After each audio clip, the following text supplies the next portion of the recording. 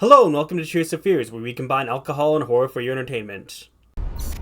Hello. Do you want to play a game? Be food and drink and ghosts, and perhaps even a few murders. You're all invited.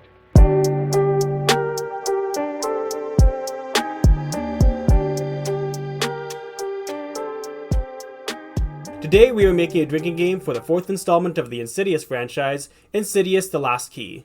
This installment was written by Leigh Whannell once again, and directed by Adam Robitel, who is the director for The Taking of Deborah Logan, and the director for the Escape Room movies. In this chapter of Insidious, Elise, Tucker, and Specs are off to Elise's hometown of Five Keys, New Mexico, where she learns that her family home is still being haunted. Elise is hesitant to go because both the metaphorical and literal demons of her past will be there waiting for her. Just a bit of a forewarning, the drinking rules will have mild spoilers in them, but it won't be too much, so it won't take you out of the movie. With that being said, let's get on to the rules. Yes, so of course, the first rule, as always, is death, and this movie gave us 9 sips. Good chunk of people died, mercied for all the victims. Yeah. Is this the highest for an Insidious movie? I want to say it is, to be honest. Yeah. I don't know if we hit 9. I don't think so. I think the highest was 7. Parker Crane and Insidious 2. Again, I think that is one the had highest. that one had a mercied scene as well. So, yeah, it's the mercies that are giving us those drinks. Well, let's move on to rule number 2, which is screams, cries, and yells. You hear one, you take a sip. That came to a total of 18. Yeah, it's not quite as many as the previous movies, I don't think, but still a decent amount of sips. Low average, I'd say, but yeah, not much else to say on that, so we'll just keep going to rule number 3, which is, again, whenever you see a jump scare, and it only gave us 9 this time. This is a considerably low comparison, especially in regards to the other Insidious movies. Yeah, exactly. Like, almost cut in half, honestly. For some of them, definitely, yeah. Like 9 jump scares is pretty low, and I think you do feel it when you're watching this movie. Like, you're not jumping as often in this movie because I don't think they lean on it as often. Certainly not. So let's go to rule number 4, which is whenever you hear or see a supernatural entity, and that came to a total of 19. Yeah, another one that's significantly lower than the rest of the franchise, at least in previous entries. This one's kind of different. It almost focuses on the real life villains, like Elise's dad, for example, rather than on the supernatural entities. So, yeah, it certainly doesn't happen as much, but 19's still a solid number. Yeah, and reminding you, we adjusted this a little bit, so it's whenever you hear a supernatural That's entity right, as well. Yes. So that padded the numbers even more. But anyways, we'll move on to rule number 5, and this is whenever a key is shown or mentioned, and again, it gave us 19 sips. We've got to say, whenever we see KEYFACE's hand, that's pretty much a mercied scene. Absolutely, he's got 5 fingers, every one of them's a key, on one hand, I mean. But yeah, there's other scenes where it's mercied too, I think, like we see keys on a key ring, so those get mercied. Yeah. Honestly, I think this scene's more mercied than not.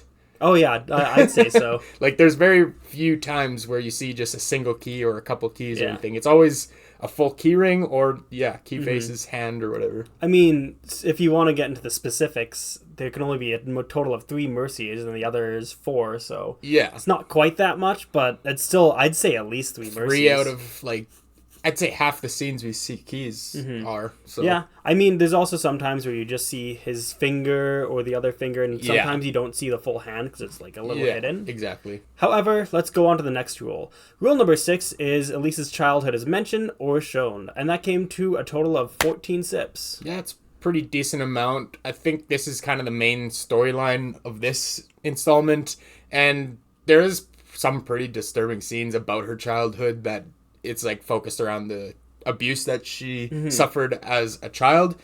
So it does get a little bit disturbing in that regard, but yeah, 14 sips is pretty good amount for this, I'd say. Yeah, I'd say it's a good amount, especially if you're averaging every rule, and every rule has 14, it's going to be 140. But at this rate, I don't think we're going to quite reach that.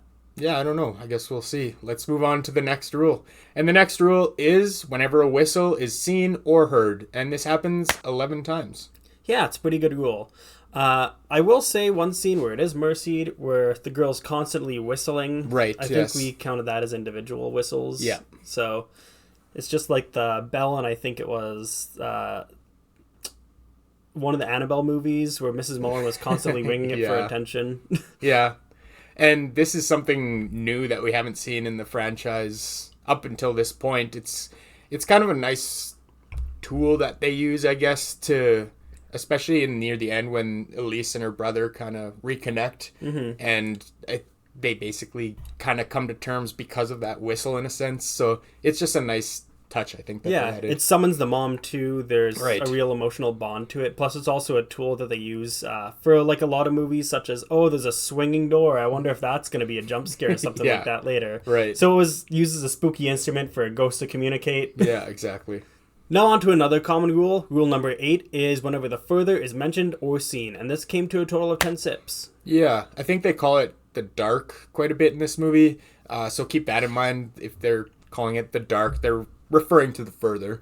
And I think this one does a pretty good job of separating the further to the real world, I guess. They make it very clear when they're in that other realm. Yeah, and I think, I'm not sure if that has to do with Elise just knowing what that other place is, and she's kind of the main character. Right. I think that must be a lot of it, because a lot of the other movies, such as the Lamberts and the third installment even, it was very unclear at times if they were in the further or not. Yeah, and I think it's even like the way they chose to film it, like just the look of the shots, I guess. They always had like a sort of grayish filter over them.